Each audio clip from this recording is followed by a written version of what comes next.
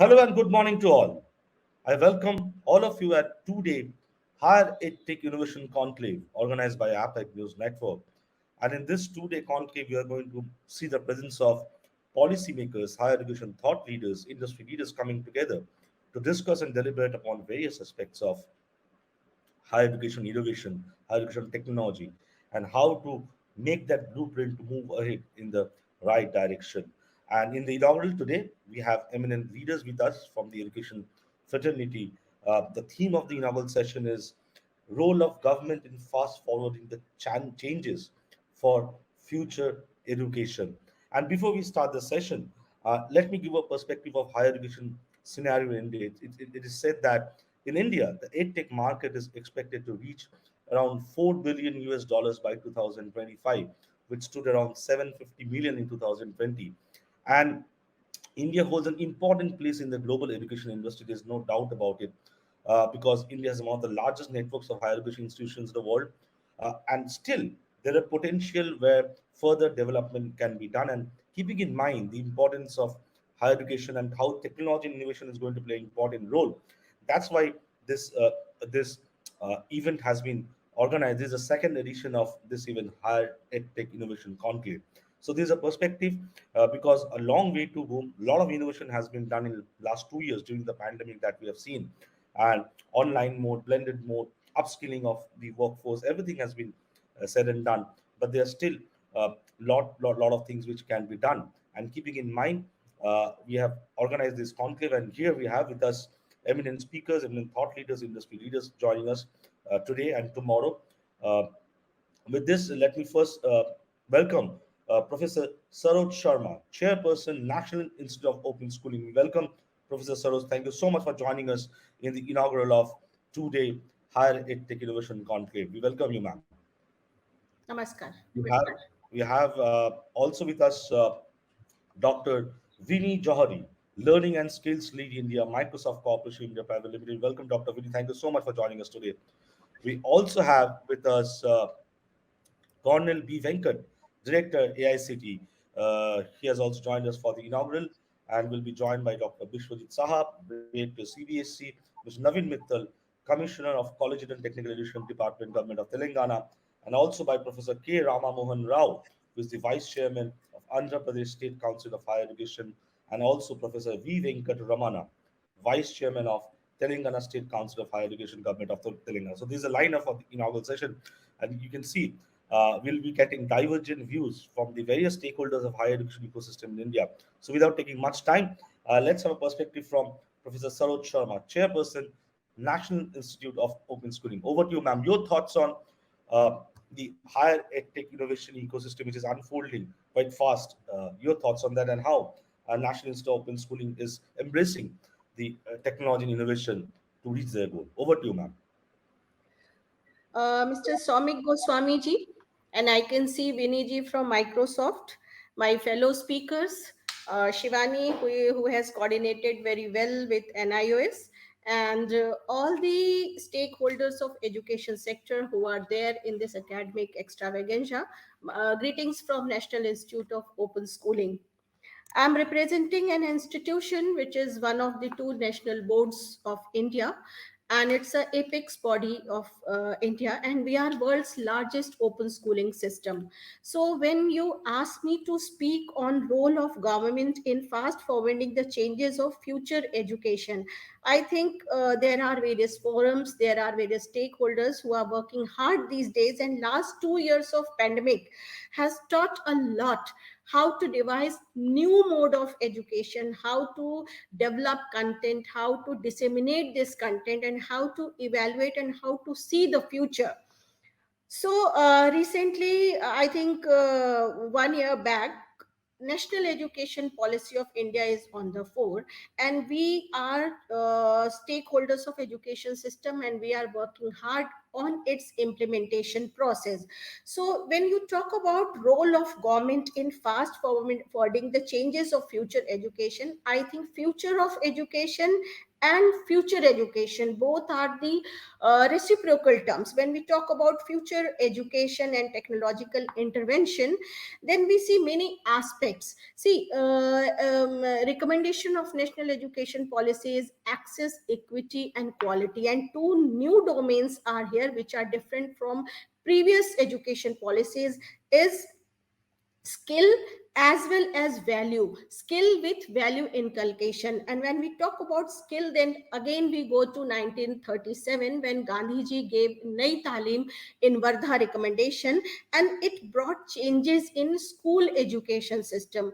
That was the period where education was considered as a luxury. And here when we talk about the skills, and from there dignity of hands came into education system. In 1949 Radhakrishnan commission came, it gave recommendations of higher education. Then 1964 Kothari commission talked about various aspects of education, and technology was one aspect of these Kothari commission recommendation. Then 1986 came where computers were seen in education system, in offices, in banking, everywhere computers were there. And after a long wait of 34 years, the National Education Policy 2020 is on fore. And as a stakeholder, as an apex body of government, recently a very good initiative has been done in a NDEAR, National Digital Architecture Reforms. So we all are working in this area.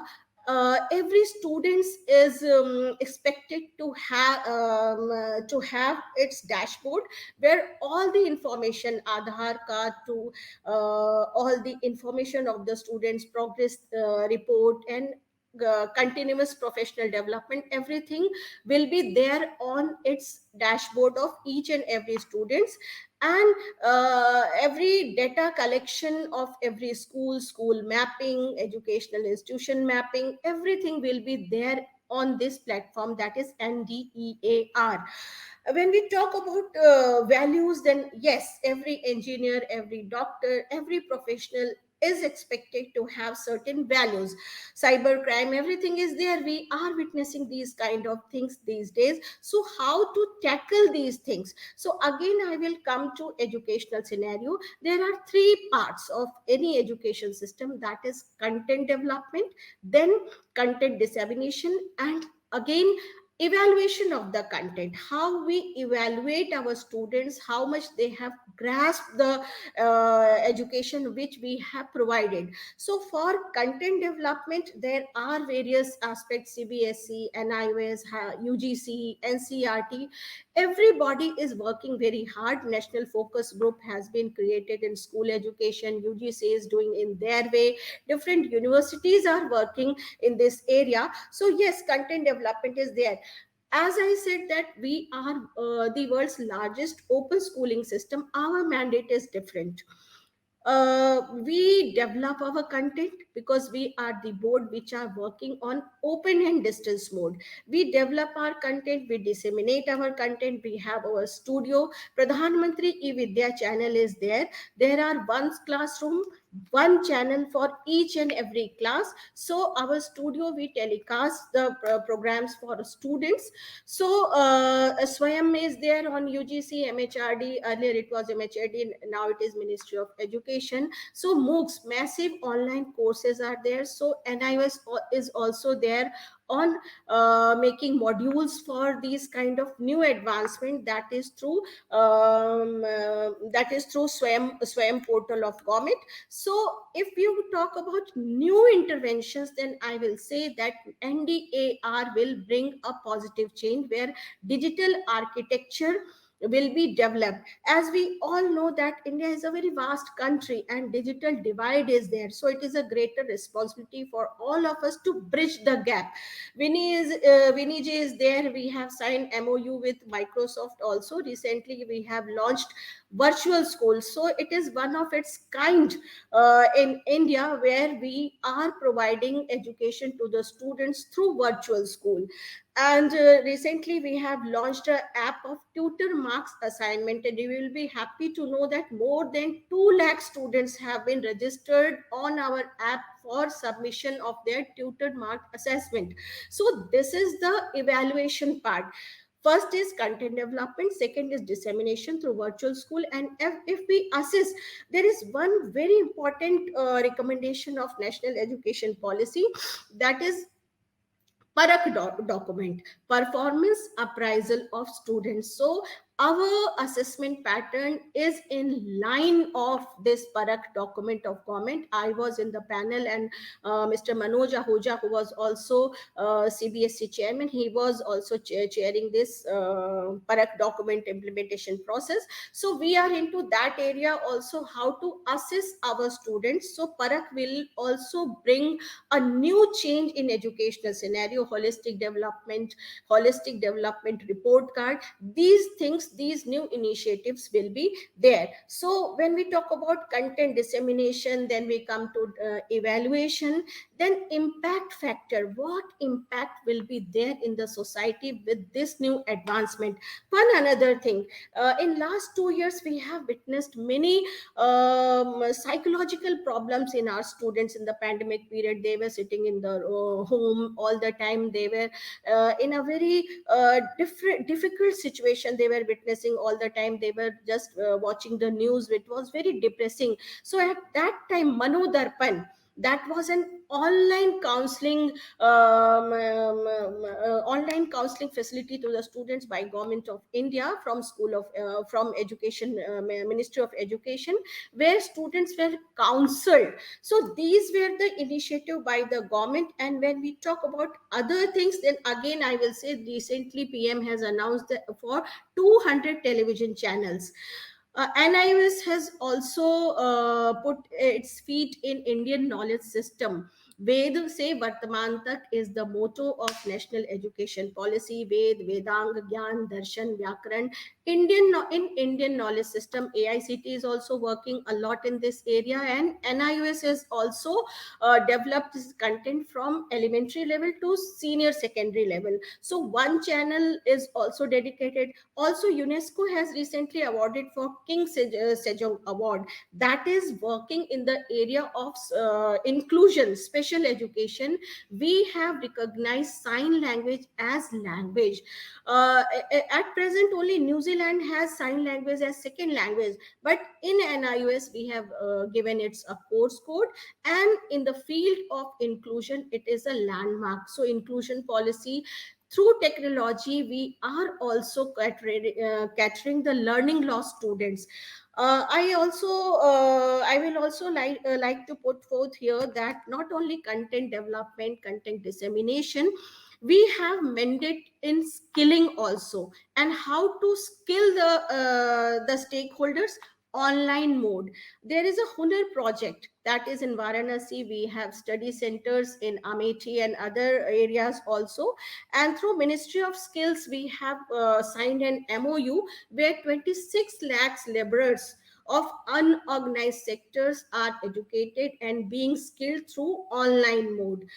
Recently, we have also signed MOU with Jharkhand government for it's a project, World Bank project, that is Tejaswini project. We are teaching, we are skilling the tribal girls. Again, there is one project, Kasturba Gandhi, that is skilling the girls of rural sector in Kasturba Gandhi schools of Rajasthan and Rajasthan and Gujarat. So when I am talking about content, this policy talks about diffusion of streams. There is no humanities, there is no science, or there is no commerce domain. In fact, a students who is having music can be taught maths, can be taught physics. So that kind of diffusion is already there in National Institute of Open Schooling. We are having 103 vocational courses. So this is the time where we have to break the myth that this is a vocational course, this is a conventional course, and we are working hard in this area. Integration of vocational courses with conventional courses is on the fore. CBSE, NIOS, and all the apex bodies in the government, we are working in this area. And also internship is very strong recommendation of national education policy. Students from class 6 onwards, and in higher education, even students of humanities will be having an intern. Right now what we see that students of engineering or medical, they go for internship, but even a student is of history, even a student is political science honors, will be bound to learn one skill course, so that the Atmanirbhar Bharat, that is the mandate, how to be self-reliant, self-dependent. It is in the line of Gandhiji's Nai Talim of 1937. Yes, it is all in the ambit of UNESCO's Millennium 2030 goals. Yes, Millennium 2020 goal after Deller Commissions. Deller Commission recommended, it was formed by UNESCO 2 decades back, to give recommendation how education system will be there globally. So it gave recommendation of 4 pillars of education, that is learning to know, learning to do, learning to be, and learning to live together. It later on developed into Millennium 2020 goals of UNESCO, and till 2020, countries of world could not be able to achieve all its goals, so it was expanded to Millennium 2030 goals. And education it is in its fourth point. So here all the countries of the world have greater responsibility to achieve the goals till Millennium 2030. So national education 2020 recommends, and it works in the ambit of Millennium 2030 goals. And all the stakeholders in the ambit of Ministry of Education, we all are working. Again, I will say access, equity, and quality. Samagra Shiksha is one aspect where all the Sarva Shiksha Abhiyan, universalization of education, such kind of schemes have come into Samagra Shiksha, and adult education is also become education for all. Here technological advancement is there. When we talk about government intervention in fast forwarding future education, then I will again like to put forth here that Pradhan Mantri Gramin digital education, that is PMG Disha, NIOS has been able to teach more than 1 crore rural persons, and we have been able to make them digitally literate. That this is a project, PMG Disha. So these kind of interventions, these kind of advancements are found there, and we are working hard, and I'm sure that definitely future is bright. These kind of few things, few darkness of pandemic, and these are part of life, we will overcome it, I'm sure. But yes, जहाँ चाह होती है वहाँ राह होती है, और दिल में जुनून होता है तो निश्चित रूप से हम उसको पा लेते हैं. So achieving the goal is not impossible. If there is a will, there is a way, and passion is there.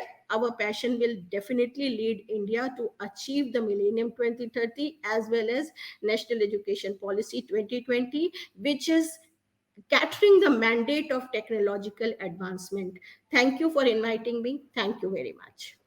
Thank you so much, Professor Saroj Sharma, the Chairperson of National Institute of Open Schooling, and sharing with us your thoughts on how NIOS is leveraging technology and innovation to bring about change. You talked about the importance of skill and value in the inculcating in that system. Also, you talked about the content development, content dissemination, and content evaluation. Again, there the role of innovation and how National Institute of Open Schooling is embracing that. And but the most important point which you have talked about is that how it is impacting, and that's where you're also focusing. And digital infrastructure has to be there. And you talked about MDAR as well, and how you're also collaborating with the industry to make that comprehensive ecosystem. Thank you so much, Professor Saroj Sharma, for joining us in the inaugural. And now we have with us Colonel V. Venkat, Director AICTE. We welcome Colonel Venkat. Thank you so much for joining us in the inaugural of two-day Higher Tech Innovation Conclave. Colonel Venkat, are you there with us?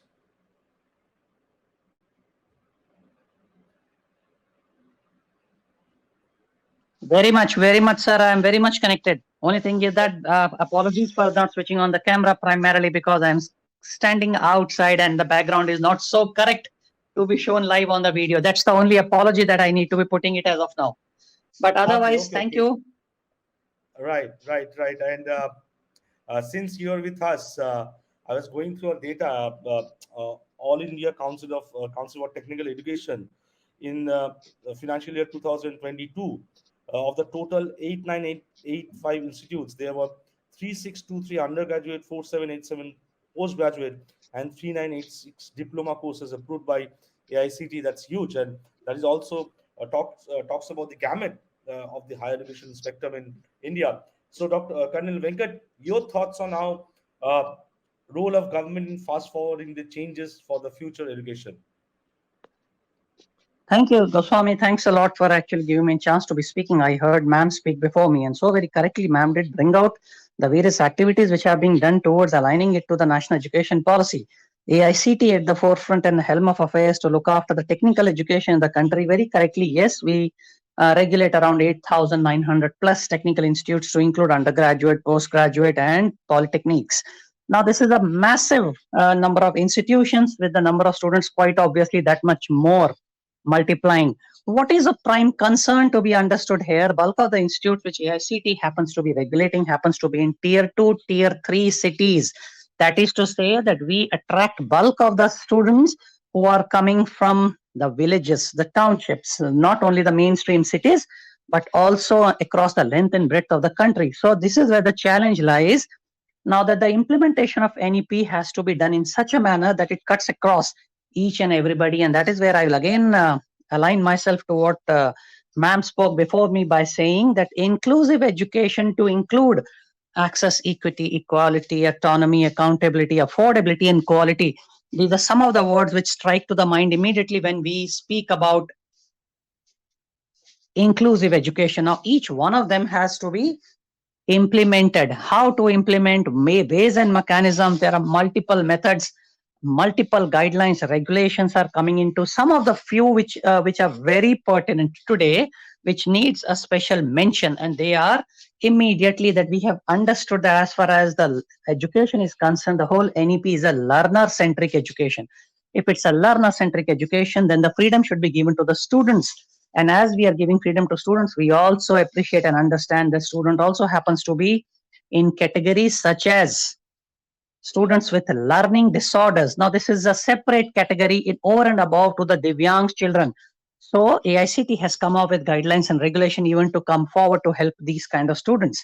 We also appreciate and understand that today, unless and until you continuously align your curriculum and change your curriculum to the necessities and needs, number one, of the industry, number one, as to what is desired, and number three, to be done in such a manner that you have absolutely no distinguish between the general education to that of the vocational education. That is exactly what ma'am was mentioning, that it has to be a skill based education with totally seamless integration.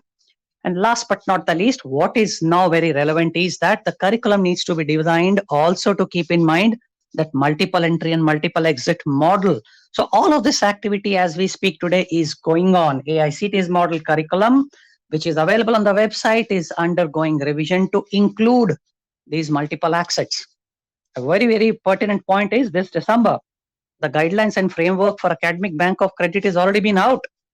Multiple entry and multiple exit model has been now extended to university and autonomous institutes. So now we are seeing a change happening. With this change happening, we are giving an opportunity to multiple number of students who earlier could not pursue education to come back into education. Should this be the guideline, now there has to be ways and mechanisms to support. This is where AICT along with multiple other central regulatory bodies are aligning themselves to do it. Something in addition, which we always feel is been very important, which over the period of time maybe had not got the mainstream focus, and that happens to be the technology.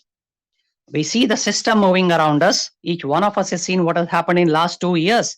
The whole education went online, even though it was thrust upon us at that point of time. But it's compliment and kudos to the people in the system who could sustain overnight. But having said that, now is the time to understand the dynamics. And as we today stand, 40% of the credits are already allowed to be taken in an online mode. If that be the start point, in the times to come, this education will remain, and hence ways and mechanism to bring in online and ODL education in all aspects of education to include technical education. Yes, it has already given out guidelines and framework to even include this in technical education.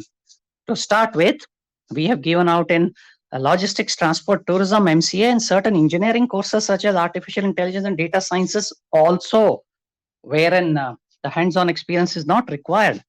But to say that this is a commenced activity is itself an achievement. It's just a matter of time when we are going to be expanding it. Without taking any further time, I would also like to imply, unless and until we break the language barrier. Now, this also happens to be a very important activity, that is promotion of regional languages. This is one of the biggest activity which has been mandated as part of the national education policy to increase the overall gross enrollment ratio. Even though there are many other factors, but this particular point of promotion of regional languages to enable multiple number of students to come forward and pursue education right from school education to higher education. This is something which is going to be now making a breakthrough. We have already initiated number of activities to convert or translate online Swayam MOOCs courses into 12 different languages. Another very important activity is original textbook writing for undergraduate and diploma. And then through the Honorable Minister of Education on 3rd of January this year, we had offered the books, the technical books for UG and diploma first year in multiple regional languages to include Hindi, Bengali, Tamil, Telugu, Gujarati, and Kannada. These are to start. We now propose to move ahead and make it into maximum number of recognized regional languages. Suffice to say that having understood the point as to why the national education policy came out, what is the time in which we are living, and this is the learner-centric era with technology integration, each one of us should be moving together, each one of us should be joining hands and then moving forward toward the ultimate aim and goal of national education policy, and that is our country's vision. And the country's vision is a common vision that collectively we should be at a global hub of education. And why not? Your channel has always encouraged these talks. Your channel has always come forward with new visions, new thought, people sharing a common platform. And this is how we pick the points from each other. This is how we understand the activities happening in various levels. And this is where we make the best use of it. Thank you. Thanks a lot. Should there be any clarity, confirmation, anything required, it will be an honor to be coming back and be addressing those issues. But for the time being, Goswami, I think it's an honor for me to be coming on your platform and be speaking. Thank you. Thanks to you, and thanks to your team, and thanks to all the panelists.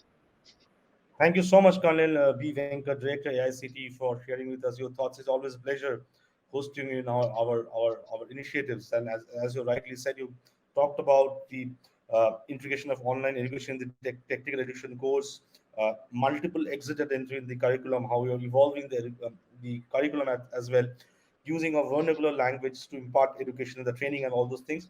But at the end, you talked about how national education policy is working towards making India a global education hub. And I'm sure all the stakeholders coming together, it will be possible. There will be challenges, but we can always use challenges as the opportunity to move forward. Thank you, Colonel B. Venkat. With this, we move to Dr. Vinnie Jauhari, Learning and Skills Lead India, Microsoft. We welcome Dr. Vinnie. Thank you so much for joining us today in the inaugural of Higher EdTech Innovation Conclave. You heard Professor Saroj Sharma, you heard Colonel B. Venkat. Your thoughts on how an organization like yours actually can see or has been collaborating with the government to bring about change for the higher education scenario in India. Over to you, ma'am. Yeah. Thank you so much, Mr. Goswami, for inviting me, and good morning to all of you, Mr. Goswami, our distinguished panelists. It's been such a pleasure to listen to Professor Saroj Sharma and Colonel Venkat as well on the wonderful initiatives that are being taken at scale, and the innovation ecosystem that is being set up for others to participate and emulate as well. I would like to share my thoughts on the partnerships. I think these are unprecedented times with so much opportunity for change being precipitated through the new education policy. I think it's such a historic moment where education can be offered at scale, where opportunities for equity, accessibility are being put in place, and multiple stakeholders are coming together, government, educational institutions, and industry as well, to increase the gross enrollment ratio as well as contributing to excellence in education. I have put in a deck together, and I would like to share some of my thoughts through a formal presentation. Please let me know if you're able to see the screen. Sure. So I'll share my thoughts on the partnerships. Um, we have seen globally that excellence in education is all about partnerships between government, university, and industry, which is called a triple helix model of innovation. And wherever we have seen in the world, the three entities come together with a common mission, amazing things happen. If we talk about Silicon Valley, we talk of examples in Japan, in China, in other Asian economies, European countries. The strong partnership has led to very high intensity research outcomes, entrepreneurship happening from university ecosystem. With government and these partnerships comes in the strong values of equity, providing equal access, inclusion, accessibility as well, which is a core value in the new education policy. And all these aspects driving the economic growth and employability in any nation. So convergence and synergies can lead to very strong outcomes.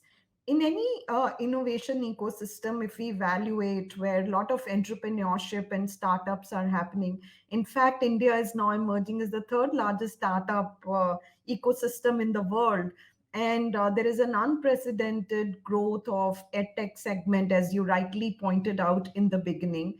So there are multiple aspects that contribute positively to such a growth: policy and governance, institutional regulation and agility. And with the new education policy, lot of autonomy is being given to institutions, lot of foreign university participation is being encouraged, partnerships are being encouraged, financial support and funding opportunities, the nature of competition that exists, and organizational factors like leadership, recognition, rewards.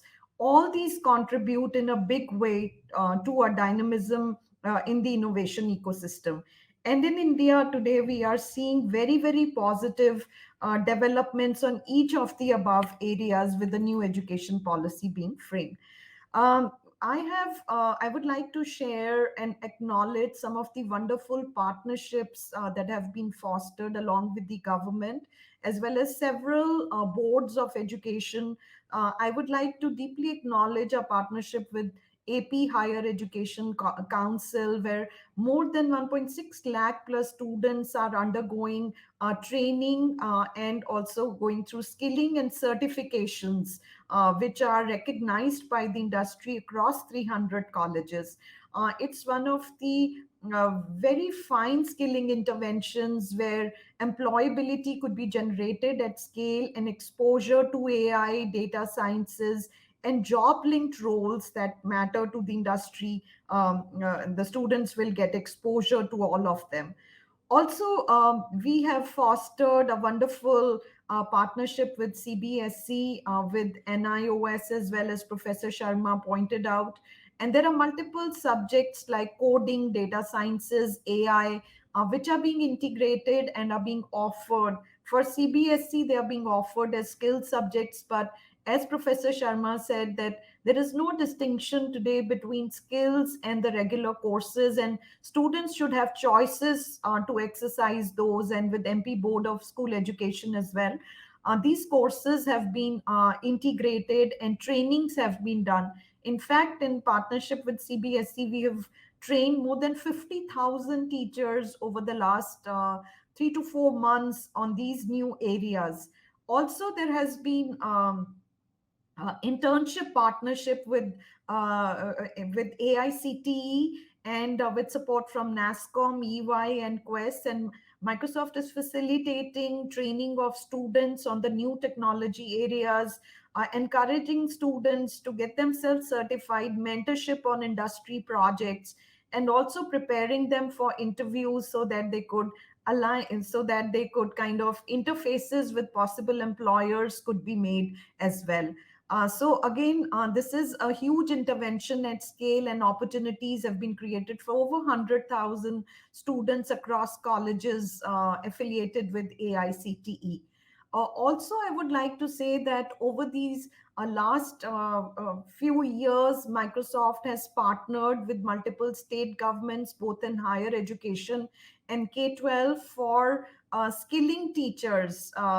And whether it's the state of Maharashtra, Rajasthan, Tamil Nadu, Gujarat, and the recognition and the training that these teachers have received has led to global recognition of their work. Not only these teachers became innovative expert educators, but also contributed to communities where they precipitated interventions at scale.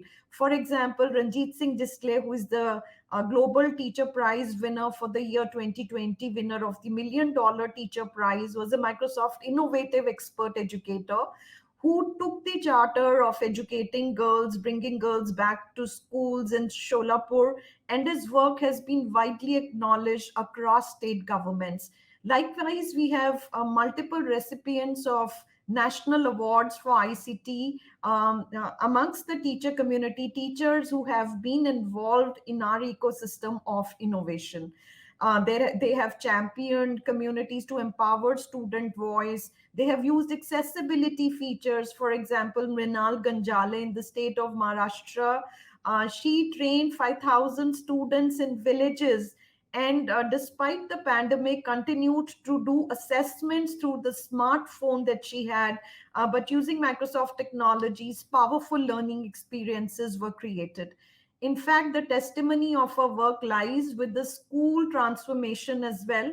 Microsoft offers the Showcase School program, where in Punjab, the Kamla Nehru Public School at Fagwara won the Best Showcase School Award in the Asia Pacific region. And this school targets learners from first generation, and they're primarily children of farmers. The school intervened and trained parents. They used hybrid platforms. They brought in awareness on sustainable development goals. So, and also through our CSR initiatives, Microsoft has partnered with NSDC, Ministry of Skill Development, Ministry of Labor, to offer cybersecurity courses to girl children and contribute to employability for youth. So we see that across communities, Microsoft has partnered with wonderful education leaders and institutions to drive interventions at scale.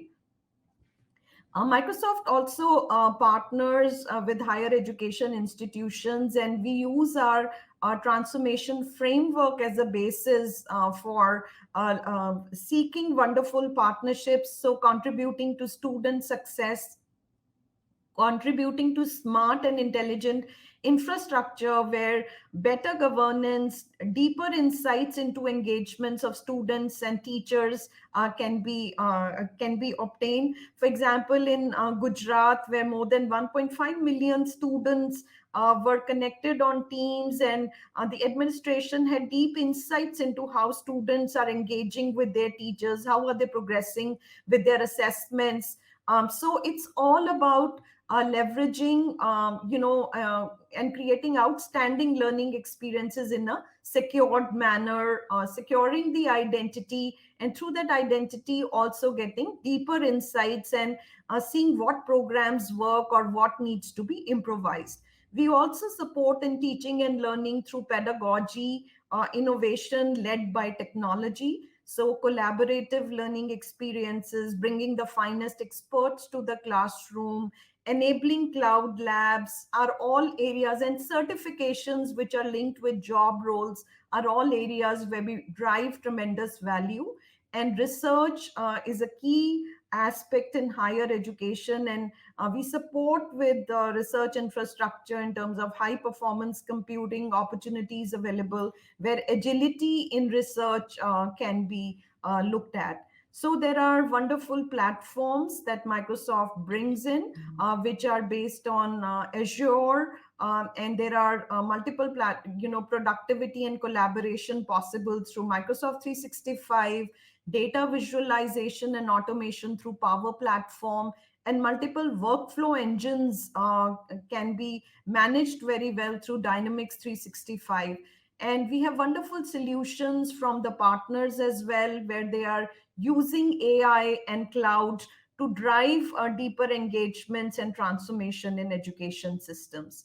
So there is a lot that we could look at in terms of scaling our partnerships in higher education with thought leadership, with programs and certifications, cybersecurity programs, and deployment and adoption of platforms where we do extend deeper support, and we are deeply invested into faculty development, into making students future ready, and very open to fostering these partnerships with all of you. So thank you for providing me this opportunity, and it's wonderful interacting with all of you. Thank you.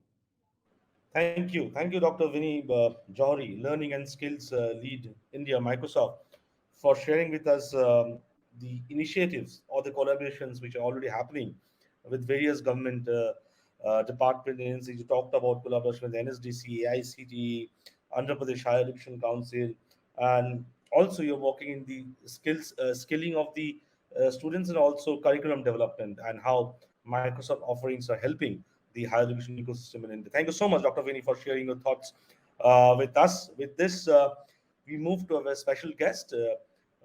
We have with us Mr. Navin Mittal, a senior IS officer, Commissioner of Collegiate and Technical Education Department, Government of Telangana. He's a bureaucrat with a lot of insights on technology. I always call him a bureaucrat with a tech enthusiast bureaucrat. So we welcome Sri Navin Mittal. Thank you so much for joining us in the inaugural. Your thoughts on role of government in fast forwarding the changes for future education?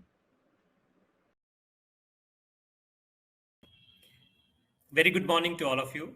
I'm very happy that APAC News Network is organizing this 3-day conference and understanding the role of various stakeholders, and also looking at the future of education. In fact, I've been asked to speak on the role of government in fast forwarding the future of education. And I think this is a very, very opportune time to look at how we can collectively kind of reset the way things are, considering that we are now 2 years into the pandemic, and we've had great learning from the experience during this COVID pandemic collectively. In fact, I must say that COVID pandemic has been I would say, a real game changer in the field of education, because somehow we were forced to do things which otherwise we would probably not have had thought of doing so soon. In fact, many analysts say that it has really catalyzed the introduction of technology and the new ideas into the education, and sort of the changes which we would have otherwise taken nearly a decade has actually happened in a matter of just about 2 years. We were all forced to go online during this period, and very little, I would say, classwork took place. In fact, in the state of Telangana, I think in last 2 years we've had just about 2 to 3 months of classwork, and I think this has really forced us to look at how things will really look forward, both in the near term as well as in the long term. And I think more or less we are now collectively able to come to the conclusion that the future of education is neither fully online nor fully physical, but it is sort of a hybrid or a blended mode of learning, because there are inherent advantages of both these methods, so both online as well as physical. And one without the other is sort of not helping us to shape up the learning level of the students in the way we actually desire to. And if we can combine the best of the two worlds, the best of what the online offers, which is in terms of anytime, anywhere, learning, and also the speed at which one can learn can actually be decided by the learner himself. So sort of a personalized learning can take place in the online mode. But then there are also inherent advantages in the physical world, wherein the learning is not just one way from the teacher to the student, but also multiple ways. In fact, the teacher learns from the students in many ways, and also there's peer-to-peer learning happening, which we have seen that is absent in the online way of education, which we are forced to do in the pandemic. So if we can really combine the two and get this power of technology into our classrooms and into our way of education, the future, I think, looks very, very bright. And this brings us to the important issue of how do we take this forward. And I think there are a few important things to introduce or to integrate into our education system as we move forward. One of them is the learning management system. So it has to kind of sit at the base of our higher education system, wherein what the student is learning and to what extent is learning can actually be kind of monitored online, both by the student themselves or the other stakeholders involved. And that is, I would say, really, really, really important. Two is the content part of it. One good thing which has happened is that now there is a real explosion of content which is available. So almost in every sector of education, you find a huge amount of content which is getting created online, which the students can use. And I think as we move forward, what would become more important would be that education institutions' role would change from maybe creating content to curating content, because there's so much a multiplicity of content which is available that it would no more be efficient to create it, but you can actually curate what is available and use it in a way in which it is useful for the students. And I think that is something which is going to be increasingly important as we move forward. And third thing, I think, which is very, very crucial or important is the assessments. In fact, for almost the foreseeable past, we have been following this Big Bang exam approach. That is a large exam at the end of the year, or when we moved into a semester system, maybe at the end of the semester, and very little percentage of the annual or the semester assessment is from the entire duration of the semester of the year.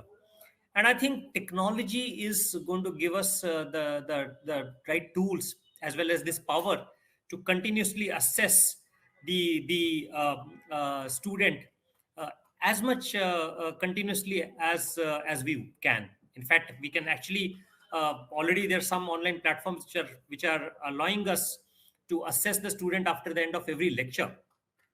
And I think that that is a very, very powerful tool actually, which helps both the student as well as the teacher who is on the other side of it to know how much the student has actually imbibed. And we really need to kind of invent better and better assessment tools so that the learning is all about or education is all about learning and not rote learning, which we have been doing in the past. So that is something which is very, very critical. And when we really move forward, I think it is also increasingly becoming important that we look at a model of a device per child. In fact, one of the shortcomings during this COVID pandemic has been that large number of students have been deprived from the online learning because of a lack of device. Either they can't afford it, or they're in such area where they're not able to connect. And I think one of the major roles of the governments, which I see, is how do we ensure that every student can get a device. And for this, I think both the central as well as the state governments have to come together to help the students to get this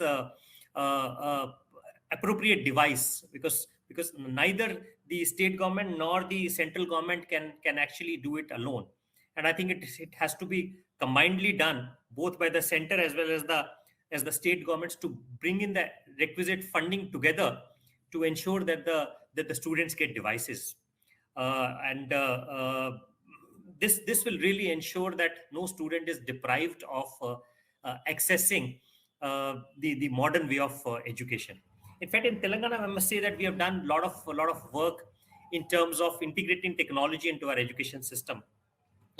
One of which is that in our Osmania University, now we are trying to make sure that the courses for which adequate teaching resources are not available in the state, uh, especially the subjects in which either a teacher is not available uh, to teach that subject, or the number of students who are taking that course is not sufficient enough to justify a teacher in a particular college. Those courses now we have designed online content, and giving the ability to the students to actually register on these courses online. And some of these courses are, especially in the field of arts, sociology, psychology, journalism and mass communication, public administration, as well as geography. And moving forward, we are going to add more and more subjects also, so that students they can study the subject of their interest, and they're not deprived of doing that because there's a lack of teaching resource. Second thing, what we have done is that we have brought in now a lot of flexibility into the way students can choose. And this is something which we have been able to do because all our admissions throughout the state are now through a common online system, which we call those degree online services of Telangana, wherein students can opt for any particular college or any particular course which they want in the entire state of Telangana. And that has really helped us to reach out to the students in a very, very efficient way.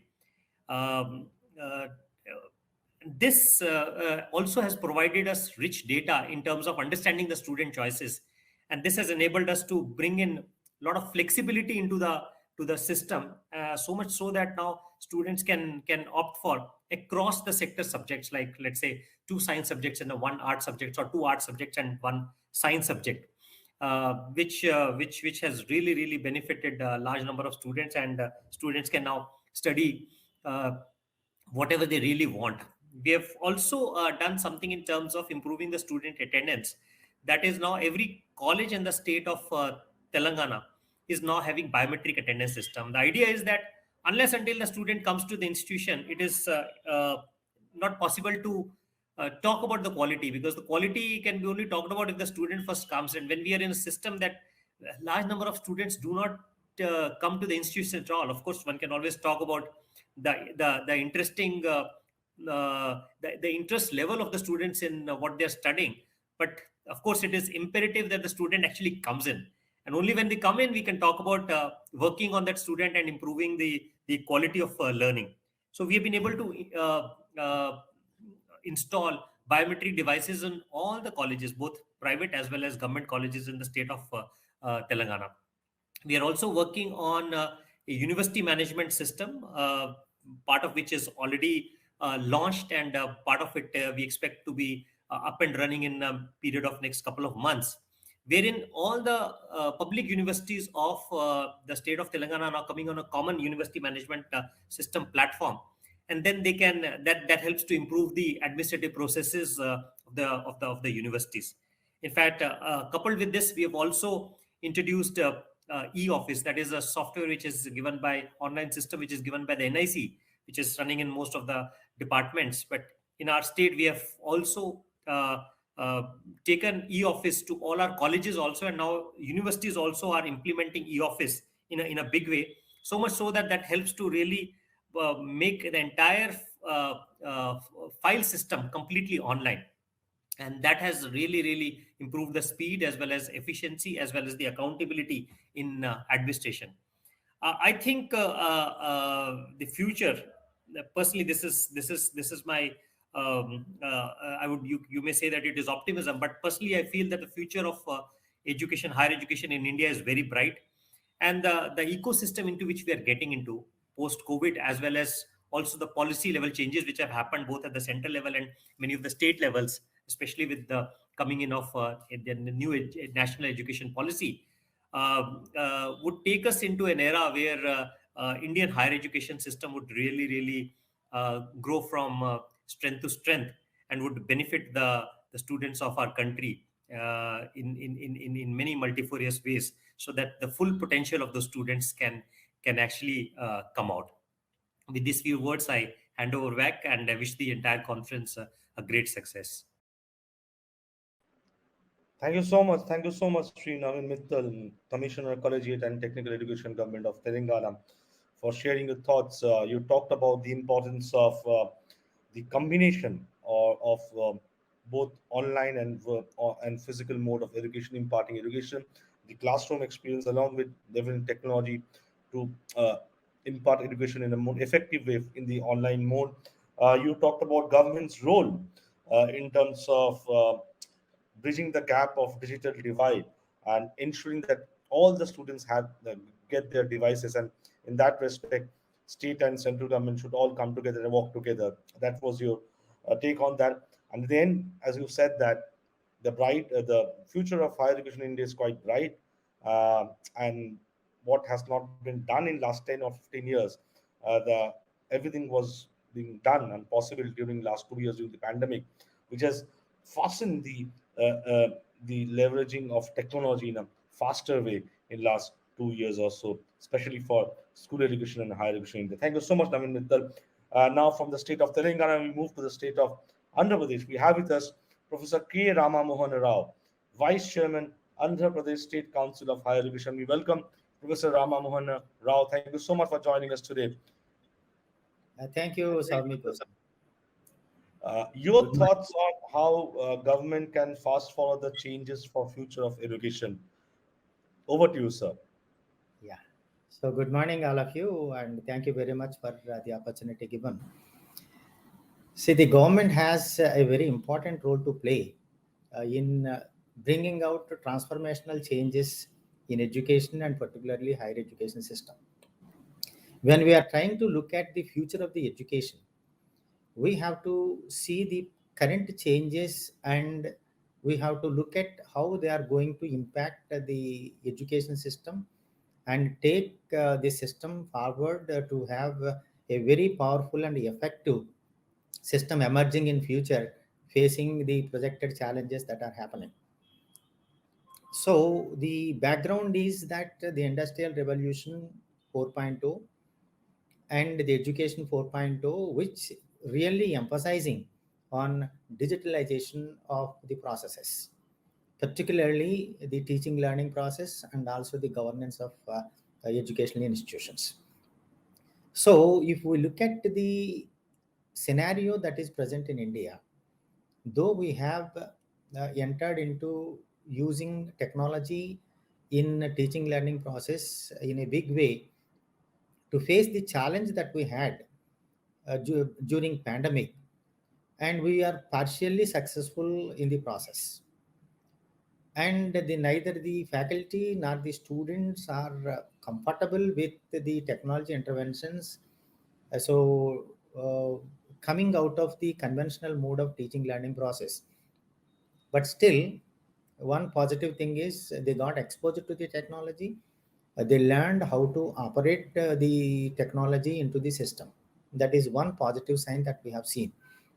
But when it comes to the institutions as well as the students, as rightly mentioned by Navin Mittal, the digital divide is very clear, and majority of the students in rural areas, which are in large number, they could not able to access the technology, either the instruments or the bandwidth, and they got deprived of this benefits of the technology because of the infrastructural lapses. So in my view, if the government wanted to accelerate the pace of change, of course they have initiated a wonderful change by releasing NEP 2020, and NEP 2020 for the last 15 months throughout the country we had a wonderful discussion. It became the prime theme for all the circles, academic circles, to deliberate, discuss, understand, and also find out the ways through which we can implement the recommendations made by the committee. That kind of discussion went on in almost all corners of the country. everybody got convinced that we have to move forward, we have to invite changes, we have to catch up to the developments that are happening around the world, and education system should take lead in making all those things to transform the society. All things are accepted, but when it comes to the action, still we are moving on a snail pace. Therein, I feel the government intervention is very, very, very essential. Particularly when we talk about digital divide, institutions cannot make it. Only governments can make it. By providing investments, the allocation, budget allocation, and by developing digital infrastructure into the entire country, reaching to the person at the remotest part of the country, then only you can expand the system and you can reach the education system to the person who is deprived of so far. Technological developments, in particularly in content development, in many other processes that are happening, and yes, say almost we are overcrowded with that kind of inputs from government as well as private sources. But the thing is how we can make them to reach to the common man. So they are mostly concentrating on the urban segments, but not to the rural segments. So the equity and inclusion part, if we allow the present level of the digital infrastructure, is going to happen, which is not desirable. So my first area to recommend to the government is to invest heavily and develop digital infrastructure in the country. The second issue is the dropouts. We have the GER 27.1%. We could able to increase from last year to this year by 1% or marginally ahead of it. But what about the 73% of the youth? India, we are claiming it. We have the largest youth power in the world, and we are talking about the dividend, and we are unable to exploit the demographic dividend what we are talking about when we are not making them really skilled, really capable of exploiting their potential, and really exposing them to the high quality value additions within the country and outside the country. We are unable to convert the human assets into the prosperity of the country. So wherein we have to work out, say when we are looking at the literacy level, we could have the 98.7% achievement, and when it comes to the higher secondary, it is down by 40%. It is around 50% plus. And when it comes to the higher education, it is 27%. This much gap is highly undesirable. So the government has to work out and find out the root causes why the dropouts are happening. Is it because of lack of interest in education, or what are the compelling conditions that are making the youth to give up education and shift to some other, compromising on the potential?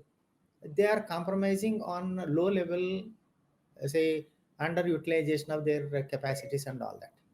Do we allow the youth to go by that? This is another issue that we have to make it. The government intervention, government role is very, very significant in supporting the youth to go for higher education. And when you target the higher level of GERs at higher education, you have to work on increasing the capacity also, the capacity of the higher educational institutions. So we are depending mostly on private sector, and the government slowly withdrawing their share in the total education system. This is also not a positive trend which we look at it. We have to promote in both areas. We have to have the government sponsored supported institutions or the private institutions, but we should see that more and more institutions come up in the disciplines and areas which are having marketable say opportunities. That kind of institutional framework we have to develop and nurture. This is also, we need government intervention into that. And the third issue I wanted to bring to the notice of the people is that government is sensible towards promoting skill based education. Several institutions also developed. National Skill Development Corporation has come, sector skill councils have come, and state level also skill development say centers or corporations are promoted. But still, the public awareness, the awareness among the youth towards skill based education is very, very, very low. So the government has to take up an awareness campaign. What kind of skills, what kind of opportunities available against those skills people need to be acquainted with, and where they are having it.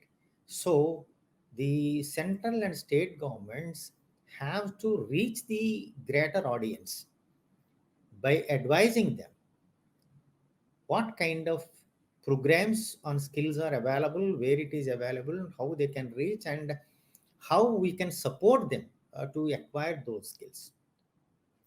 Say, if you look at the occupational skills, the knowledge as well as skill is inherited in several millions of families in the country. They are doing, but if those people are trained scientifically in such skills, their productivity, creativity, value addition gets multiplied. In a very, very short span of time, the economy will gain substantially out of those skill enhancements. But unfortunately, we are not able to reach those segments, and we are leaving them, and we are looking at some other areas to make it. That is how we are unable to reach the potential areas with the skill say initiatives that we make it. And government intervention, I think, is very, very important in those areas. So when we are looking at the expansion of the education system, meeting to the higher targets that we have set up, we should be very careful about the malpractices, exploitations, commercialization of education by the private sector. And we need to develop a very powerful, very effective regulatory mechanism to ensure that ethics and values are followed, and that becomes the minimum benchmark quality requirement in higher educational institutions, for that matter all educational institutions. So we should develop such functionaries. Unfortunately, we are not having so powerful functionaries at the support level in the country which can monitor the changes worldwide, what are happening, and what kind of skill package that is required, what kind of education that is required, at what standards, time to time. They should able to guide the institutions, and also required curriculum, pedagogical system, evaluation system, to ensure that the students really acquired the skills at the international standards. that need to be ensured. So we should develop such functionaries. And another major area which say makes the education a bright future in say leading to that is focusing on research component. Research is given a backseat in higher educational institutions, which is aptly recognized by the committee of NEP 2020. And when you compare the advanced countries, the innovations in higher educational institutions in India are very, very poor. So worldwide, it is proved that unless you integrate research and education, the quality of education is not going to be at the required standard. So, how we can build up a research ecosystem which requires huge investments from the institution side, which the institutions are not capable of making it. So, the government should come out with a policy of supporting infrastructurally and also the researchers directly to promote research in higher educational institutions, not only universities, in the Right. public sector as well as private sector, but also to the rest of the institutions, because NEP 2020 is anticipating that every higher educational institution in the country should be large enough and should be capable of awarding degrees on its own, should be capable of building their own brand and their own image and their own uniqueness. So when we are looking at them, we have to see a greater perspective in supporting and developing a research ecosystem. And on the other hand, if you want education to grow and you want more and more people get attracted to higher education, it is well linked with, correlated with the job opportunities that you are creating in the country. So you have to promote industry, you have to promote service sector, you have to see that the agricultural sector. So the economic development of a country, that makes the education system get accelerated. So we could see an example when Y2K problem has come. And aftermath, growth in engineering education, particularly education in computer science, say discipline, it has become like that only because the job opportunities have grown substantially in that sector. Similarly, you have to see, the government has to see that a vibrant economy and the job opportunities generated everywhere so that they can make the things move forward. And then educational institutions need to be connected with the society, and government has to intervene into this and facilitate educational institution participation in social development, and providing and guidelines have to be formed to see that minimum support system is designed for the students. And all the most is ensuring quality standards. We have National Assessment and Accreditation Council has been working for the last 30 years, but it could reach only 13% of the total higher educational institutions in the country. The rest, they could not make it. So we need to have a broad-based, much different system which can take care of the minimum standards of higher education. Because if you are allowing one student to get into an institution with a poor quality standards, we are ruining the life of the student. So we cannot afford even a single student to get affected with poor quality institutions. So there must be a minimum quality standard assurance by the government, because government is having regulatory mechanism. But at the same time, we should have a facility also, even if all the institutions are ready to go for quality assessment and we don't have enough framework to go for it. So that kind of framework is need to be designed. Right, sir. Right, right. Yeah. Do I have a few minutes more? Can you wrap it in a minute or so, sir? Yeah, yeah, yeah. So the NEP 2020 is the advising to go for internationalization of higher education, and internationalization requires the connectivity with top end institutions in the world, faculty, student exchange programs, and all that.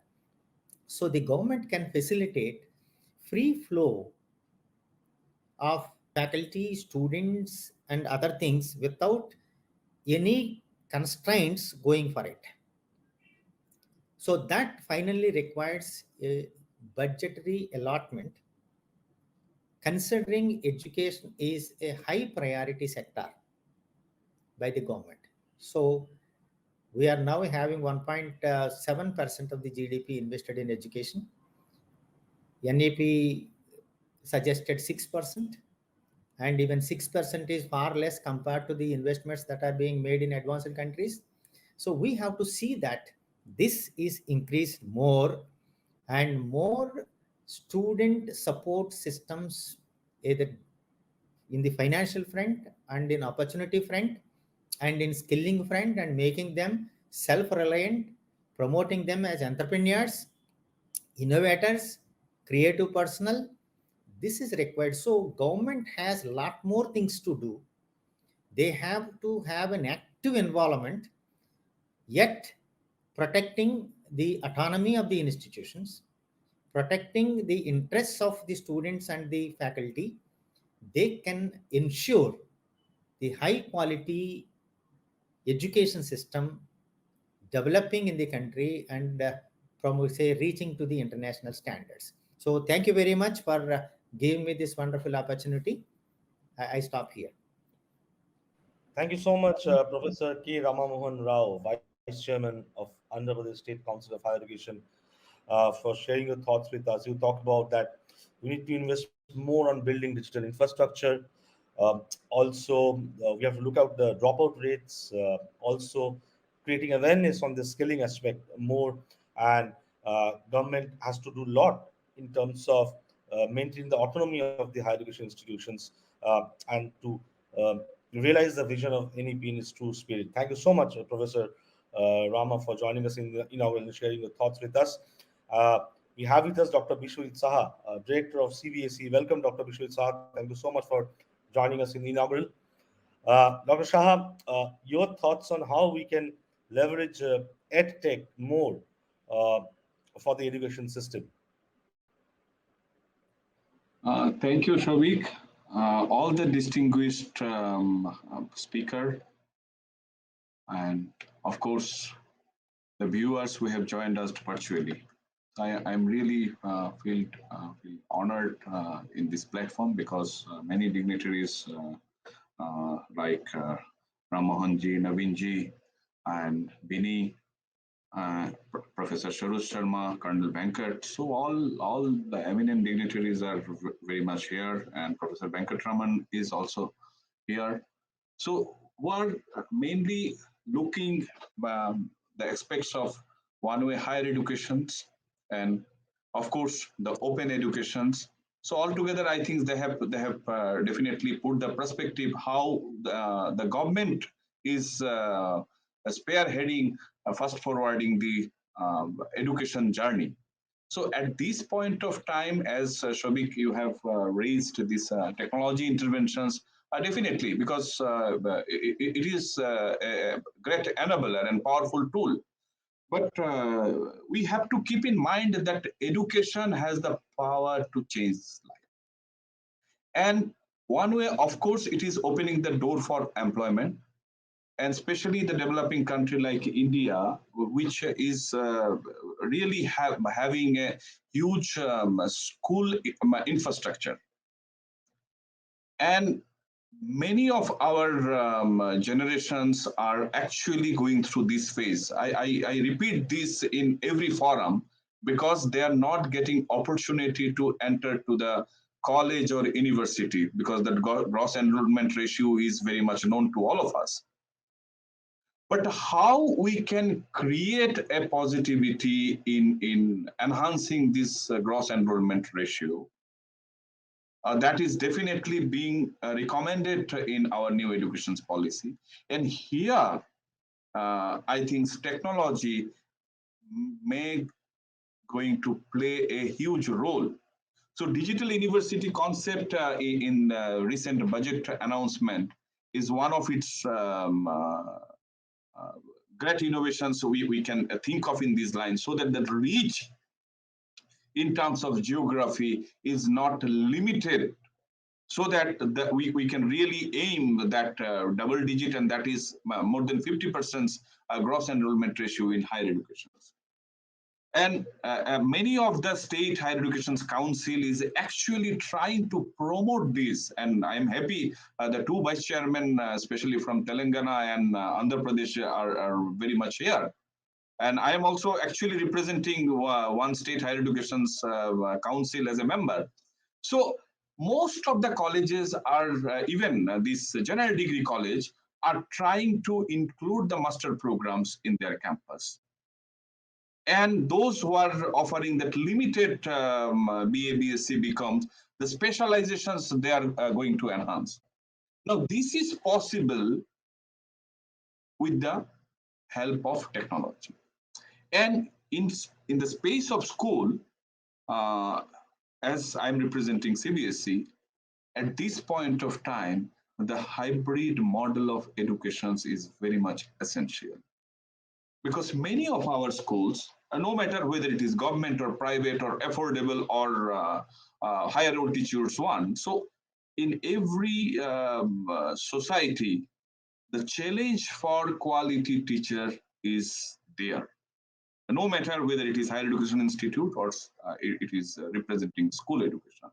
So as a initiative, I think how technology enabled teachers we can institutionalize, so that without looking into the background of the teachers, if good quality education's contents are there, I think that can be easily transacted by any teacher. So there, I think technology is going to play a huge role. The second option is how we can create a culture of tinkering. And there are so many courses which can independently offered with the help of technology. Now, for that, there is an argument whether physical teacher is required or not. Of course, it is required. So that's why technology can enable, but technology cannot replace. So at this point of time, my request would be the good quality content, accumulations of good quality content by every teacher is very much essential, so that the quality education's delivery can be scripted in campus, and that too also in a customized form. Now, the top priority for us is teaching quality. And here, I think good teaching is a vital to children progress, and yet many teachers lack knowledge and skills to do their job in a better way. And the second issue is, if there is a shortage of teachers in schools, or some teachers leave in a midway, or good number of teachers is taking leave. Now, what is the direct solutions? Because students are coming to the classroom. I think, again, experiment has been carried out earlier also, but during this pandemic periods, that excellence the school and university has achieved in last 2 years, I think with the help of technology, those stopgap can now also, it can be easily managed. The third component is how we can create a culture of innovations in the school. And there again, a technology can play a huge role. And entrepreneurial activities, how we can embed in these ecosystems.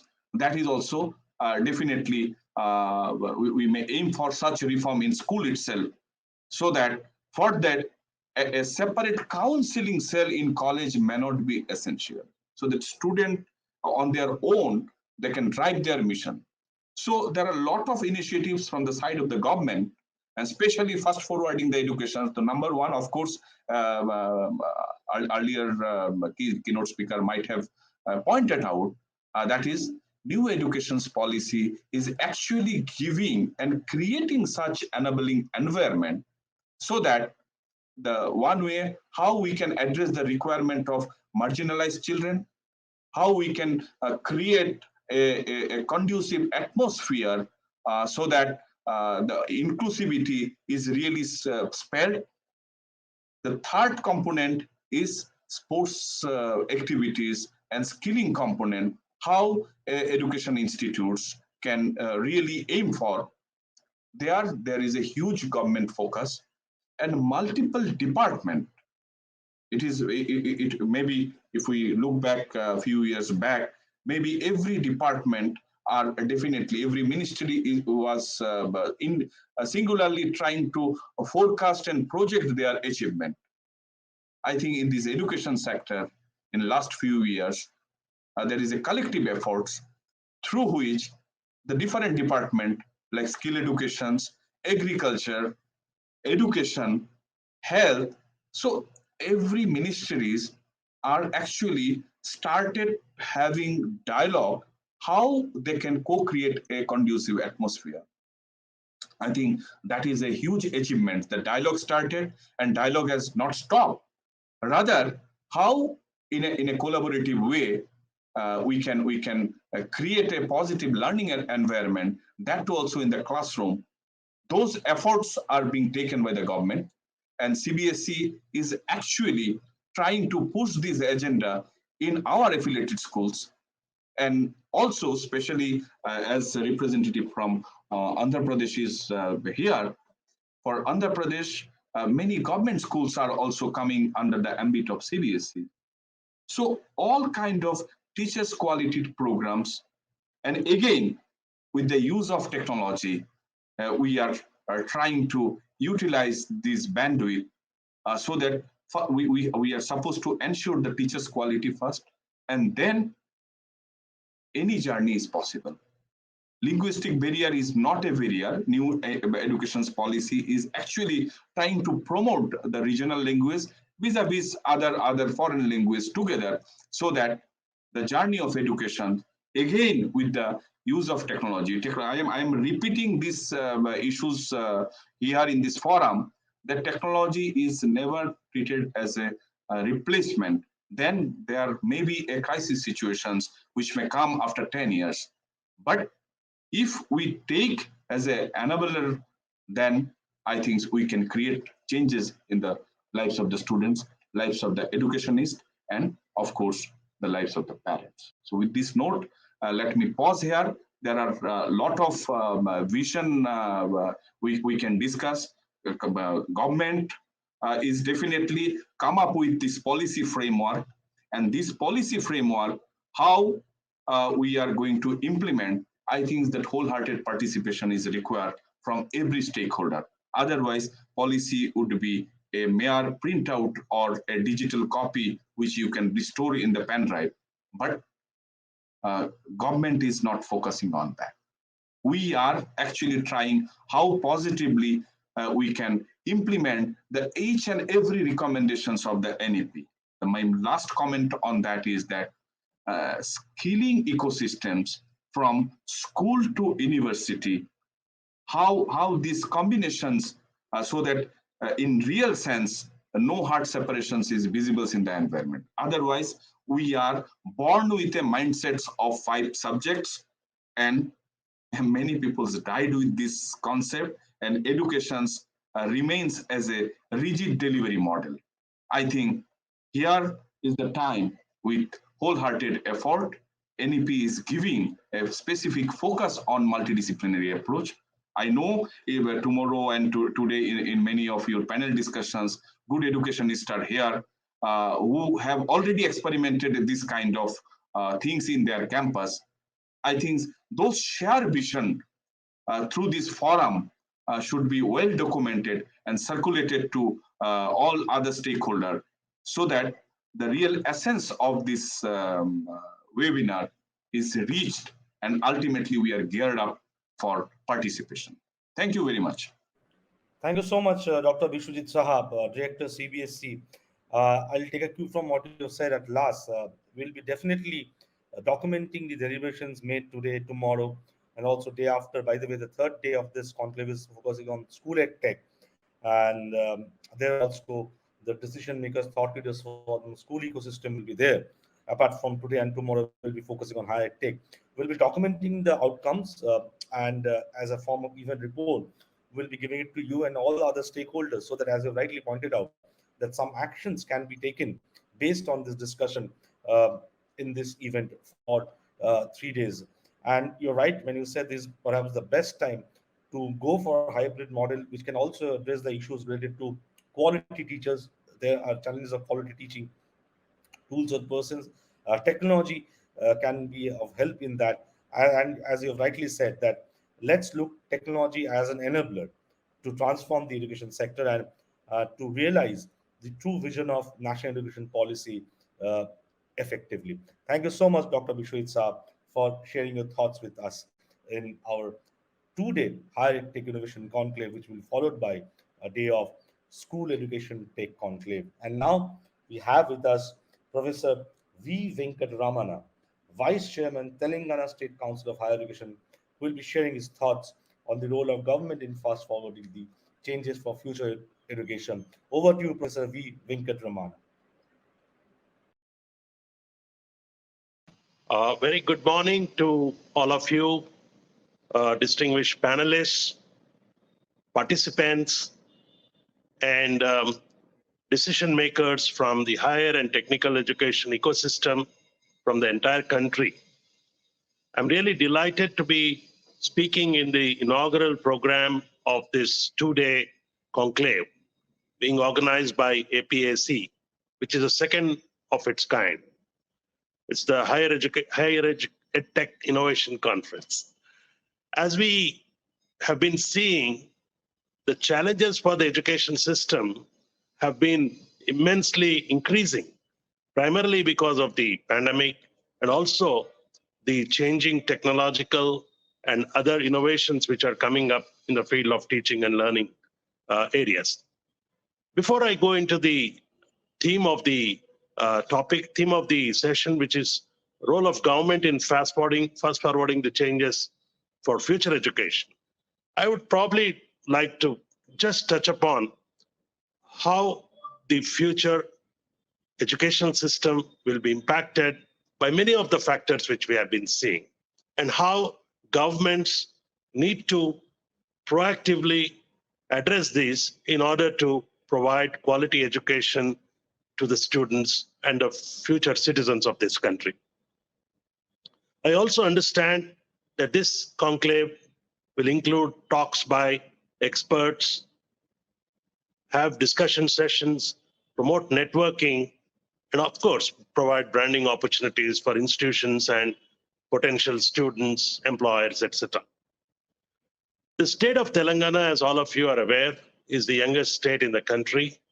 And when it was formed, the mandate of the state was to provide a clean, transparent, effective, and of course, timely support system, including health, education, and the nation building activities and capacity building among people. So our Honorable Chief Minister took up the cause of developing the state in many areas, and first of all, identified the key areas which are required for the development of a state, which are in an uninterrupted power, lot availability of water, transparency in administration, safety and security of people, and of course, the quickness of response of government organizations to the people's issues. Having addressed all these in the first part of the government, the government now has taken up in a large way, in a very large way, developing higher education and school education, because many times we try to look at education in silos or education in different parts. But the government of Telangana has effectively identified the key issues which are involved in the field of education. I will now try to uh, elaborate on these things. For example, if you look at the schooling system in many states, it is found that many students do not have the proper facilities to pursue their school education, either because the parents are unaware or ignorant or probably not able to afford the school education. So the government has been spending a lot of money in trying to promote schools in the government sector, make them more attractive for the parents, especially because in this situation you find that many students are attracted towards the private sector schools more because they claim a lot of things. But in Telangana, the government has focused very clearly on trying to give the best to the student because we have quality teachers. In fact, on an average, the teacher-student strength in Telangana is probably 1:15, whereas the national average seems to be around 1:20 or so on and so forth. So that's the first part. The second part is providing students a nice ambience and an environment to pursue their education. This is very important because, as we know, if you have quality facilities, you deliver quality, and hence the teachers, the students should have the right ambience in the schooling. Similarly, when you go on to the higher education system, you find that many universities and many campuses in India are not able to deliver the student expectations, primarily because they are not looking at the changes in the technology, changes in the aspirations, changes in the industry expectations, etc.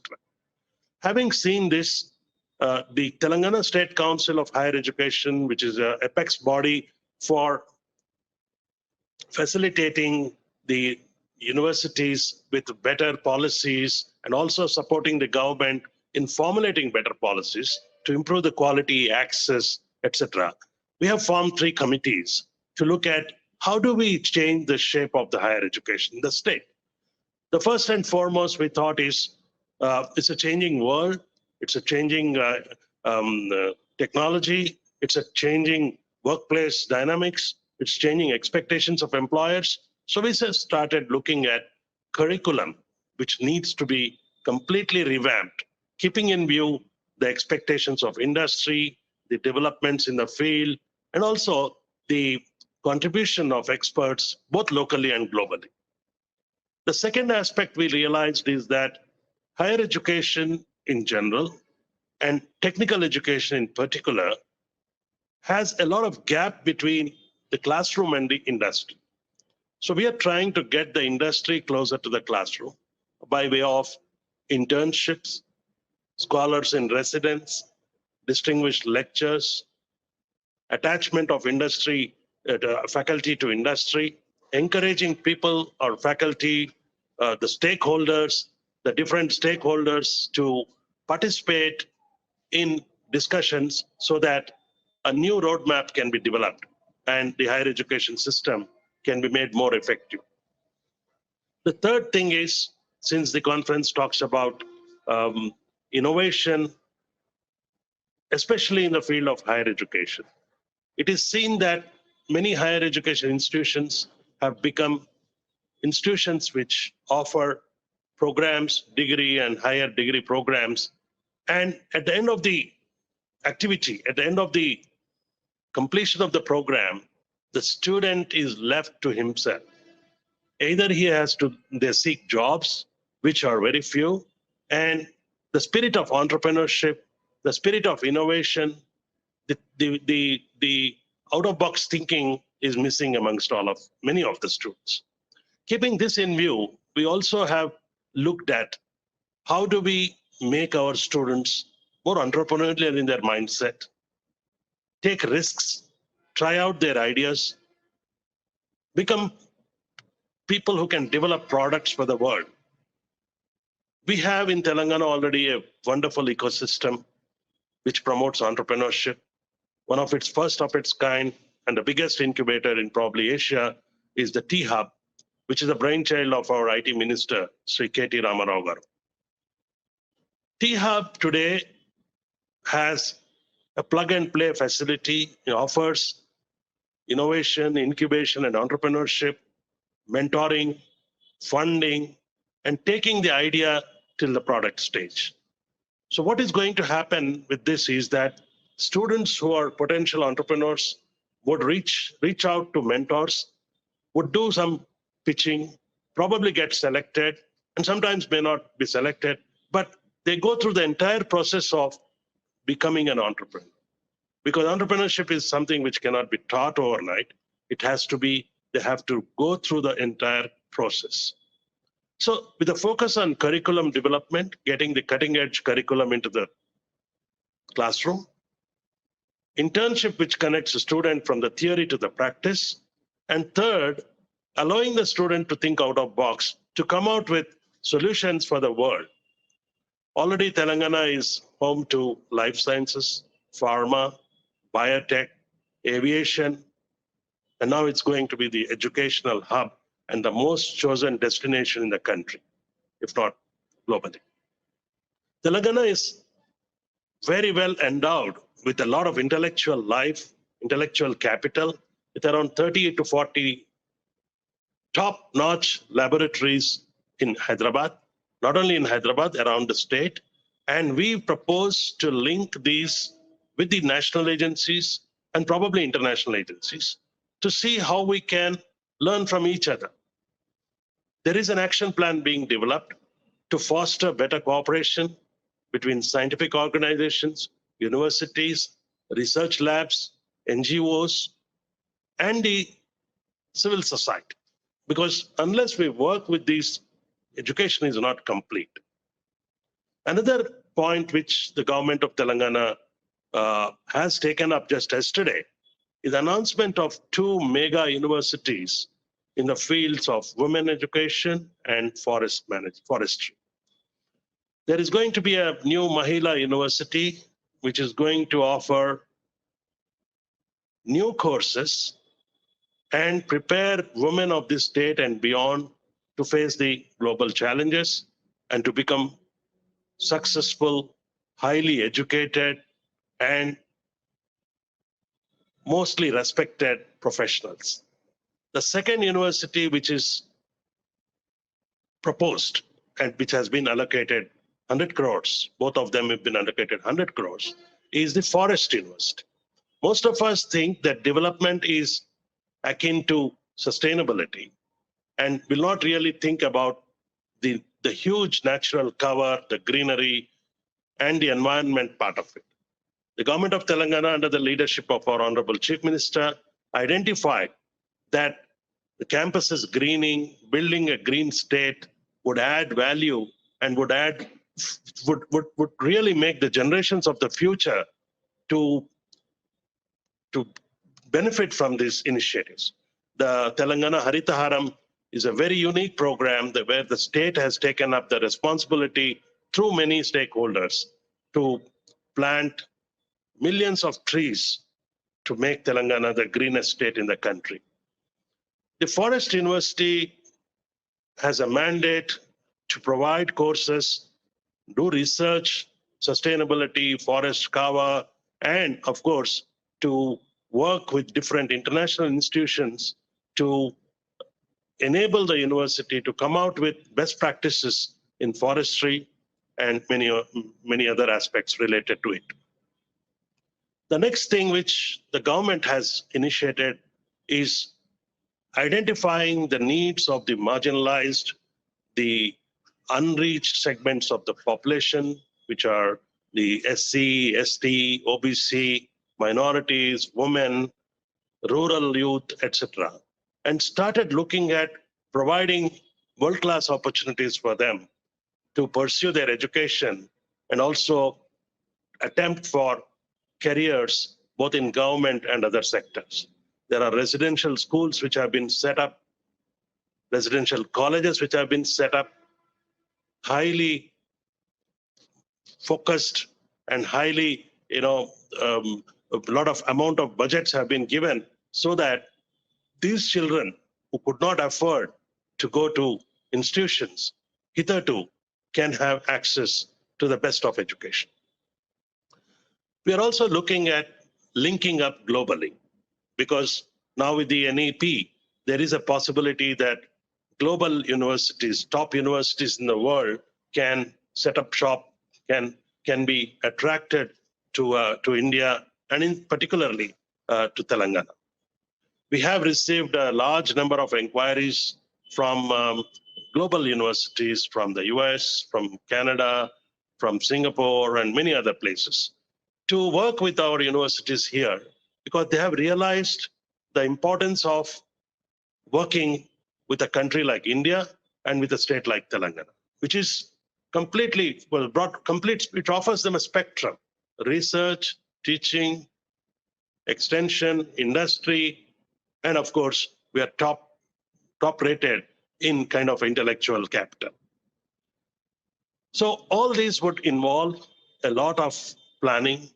And as our Honorable IT Minister says, the state of Telangana needs to not just leapfrog, but take large number of initiatives like adopting new curricula and the practice model like in Germany, providing students the hands-on experience, and of course, try to encourage them to take more risks, and then thereafter become more successful and get a feel of achievement through their own activities. We are also taking up a program to train our faculty, because one of the key things in any activity would be capacity building. And many a time we realize that the faculty are the drivers of these changes and the people who have to take the initiative. And many times we find that the faculty either do not lack the motivation or the support. Towards this, the Telangana State Council of Higher Education would like to identify young faculty, give them research grants, promote competition, very healthy competition by way of publishing in top-notch journals, rewarding them with some kind of incentives to perform better and to disseminate the knowledge which they have gained. And finally, send them to global conferences so that they can get the best of the knowledge and come back and spread it to the state and the benefit of the other faculty. Lastly, we would like to undertake a campaign amongst the students in Telangana to prepare for global challenges, and of course, to learn to respect the ecosystem, the fellow students, the entire stakeholders who are part of this, by being responsible citizens. Many times this aspect is not covered by many higher education institutions and states, because many times it is seen that education is just giving out knowledge and the rest of the knowledge. And if you look at the spectrum of education, it's called knowledge, attitudes, and skills. So we are going to be concentrating on these knowledge, attitude, develop positive mental attitude, respect, trust, sincerity, and commitment amongst the students. And lastly, the skills which are required. One of the best institutions in the country and probably in this part of the subcontinent is TASK, which is the Telangana Academy of Skills and Knowledge. This is a specific vehicle which is in fact the brainchild of our Honorable Minister, to train students and to probably work like a finishing school to see that there is a very carefully planned hand-holding for the student from the campus to the corporate. TASK today offers specialized programs in aviation, in engineering, in artificial intelligence, machine learning, IoT, and so on and so forth. In fact, Telangana is the first state which has declared last year as the year of AI, right from school to the post-graduation, masters, and research. With these, I am sure, given the support of the leadership, and the support of industry, Telangana is going to be the most preferred educational hub and would like to work with different states and the stakeholders. And I'm glad this conclave is being attended by many from all over the country. And I congratulate APAC for their initiatives and their efforts to bring in administrators, thinkers, strategists, and of course, the people who drive the changes, that is the political elite and the leadership of the country. Thank you so much. Wishing you all the best in the conclave. Namaskar. Thank you so much, Professor V. Venkataramana, Vice Chairman of Telangana State Council Higher Education, for sharing your thoughts. And one of the important, you talked about various aspects of how your organization is helping students to transform themselves for the world outside the university campus. You said about the efforts being taken by the organization institution when it comes to taking industry closer to the classroom so that academy industry participation or collaboration can be done effectively, and also how new courses on the emerging technologies are being there in your organization. Thank you so much, Professor V. Venkataramana. With this, we come to the end of the inaugural of two-day Higher EdTech Innovation Conclave organized by APAC News Network. I once again thank all the speakers who have joined us in the inaugural session: Professor Saroj Sharma, Colonel B. Venkat, Dr. Vinnie Jauhari from Microsoft, Dr. Biswajit Saha, Navin Mittal, Professor K. Rama Mohana, Professor V. Venkataramana. I thank all of you for joining us today in the inaugural, and all the attendees, delegates who have joined this conference virtually to gain insights on how the higher education sector is being transformed. I would also like to thank our partners without whom support this event would not have been organized effectively.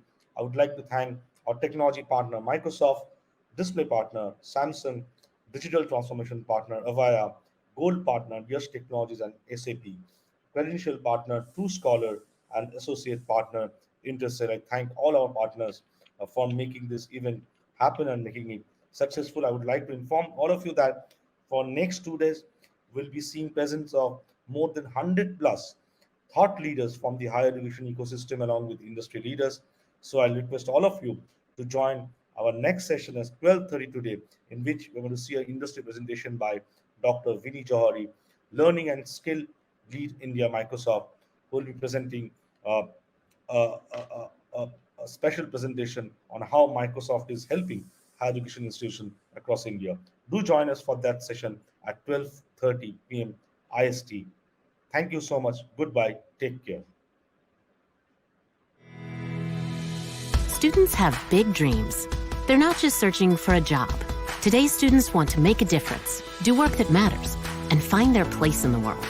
But the journey from education to employment isn't always straightforward. All students have a different path based on their unique aspirations, interests, and skills. How can we turn these aspirations into actionable steps? Introducing Career Coach, a new Microsoft Teams for Education app powered by LinkedIn. With Career Coach, institutions can empower their students with personalized guidance as they discover their career path, grow real-world skills, and build their network. Career Coach meets students right where they are. It can identify skills they've gained from previous experiences and ones they're interested in learning. Then, students can take action. They can set career goals, track progress, and find experiences to feel confident on their journey. Students can easily explore career options that match their skills and interests and be inspired by alumni career paths. Career Coach makes it easy to grow real-world skills. Students can explore learning opportunities across institutional resources and different learning catalogs in one place. Career Coach brings students together with their peers, faculty, and alumni so they can feel supported every step of the way. Institutions gain valuable insights to optimize curriculum development, drive engagement, and enhance student experience. And students get personalized guidance to navigate a career journey full of opportunities to achieve more. Learn more about Career Coach today.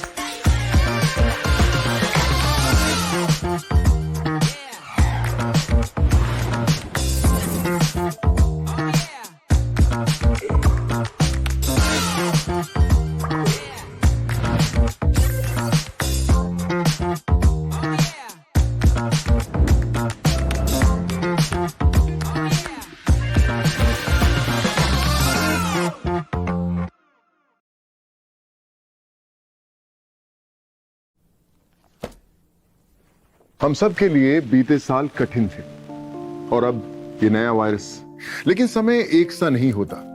इतिहास गवाह है इस बात का। We need to remain optimistic about the future, especially our younger generation who are pursuing university education, जो हमारा future है। आजकल technology advances and a fast changing job market में स्टूडेंट्स और पेरेंट्स दोनों को बहुत कंफ्यूज कर दिया है। आप कहां पढ़ेंगे, इंडिया या अब्रॉड? आप क्या पढ़ेंगे? Should you focus on learning और स्किल डेवलपमेंट? आपके लिए कौन सा प्रोफेशनल फील्ड बेस्ट है? And what is the right career path for you in this situation of COVID? The answer is Intercel, अपनी तरह का पहला virtual network for mentoring the youth of India. ये नेटवर्क आपको एक्सेस देगा to global industry experts and professionals who can guide you towards your dream career. कौन सा course, कौन सा करियर आपकी पर्सनैलिटी और एप्टीट्यूड के लिए है? आप जॉब मार्केट में कैसे सफल हो सकते हैं? How you should prepare for your interview and answers to many other such questions. हम देश भर की यूनिवर्सिटीज के साथ हाथ जोड़ रहे हैं। कम टू इंटरसेल, अब सब होंगे कामयाब। जय Hind.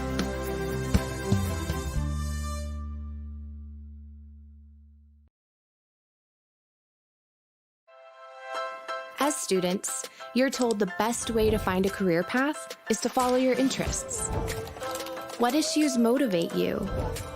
What gives you hope? Who will inspire the next great discovery? Once you find where your path starts, we're here to help you cross the finish line. Microsoft Learn is a place for secondary school and higher education students to develop skills for the future, where you can gain a deeper understanding of AI or cloud computing and get hands-on with coding technologies. It's a place to gain real-world experience, prepare for future careers, and use your tech skills for social good. Because at Microsoft, we believe the power to change the world is in your hands.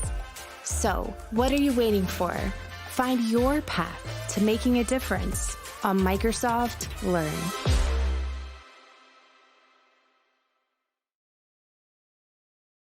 Hi. There are 3 reasons why institutes in India need digital credentials. Number 1, paper-based certificates can be forged and manipulated easily, leading to fake credentials. Number 2, current process of issuing and storing credentials is long. Number 3, credentials can be lost in a matter of minutes, but replacing them takes weeks. And this results in 3 things: institutions losing their brand value, frustrated students spreading negative influence, and eventually, institutes losing their students. So, it is high time that digital credentials become part of the infrastructure. And not just any digital credentials, but blockchain-powered, tamper-proof digital credentials. And that's what we do here at TrueScholar. Let's see how it works in reality. So, we store records on a public permission blockchain ledger through digital encryption. Each transaction is validated by the nodes on the blockchain network. By the way, we use Hyperledger Indy to create our ecosystem. We also follow the highest standards of privacy compliance through Aries compliance standards. Now let's look at the simple process in the front end. A university or institute needs to register on the TrueScholar platform. The TrueScholar admin then accepts the registration after all details are verified. The institute can now start adding users for various departments. The departments can then add courses, gain approvals, and register students. Student can then log in, update his profile, and check the progress of the course. Once the student clears the course, the university will award him a digital certificate. The student can then share the digital certificate to verifiers. The verifier gets a credential ID and requests an email copy. Once the student approves the request, the verifier gets the certificate directly to their email. Simple, right? Along with that, institutes will now have a secure credential process, streamlined and improved operations, transparent and easier retrieval of files, secure storage of all data. Finally, but most importantly, it improves the student's life, and that will result in the growth of the institution. So, digitize the issuance of your credentials with TrueScholar's blockchain platform and provide immutable certificates to your students. Sign up for our free demo today and take advantage of our promotional campaign for issuing free participation certificates for your upcoming college festival and online events. Till then, stay safe.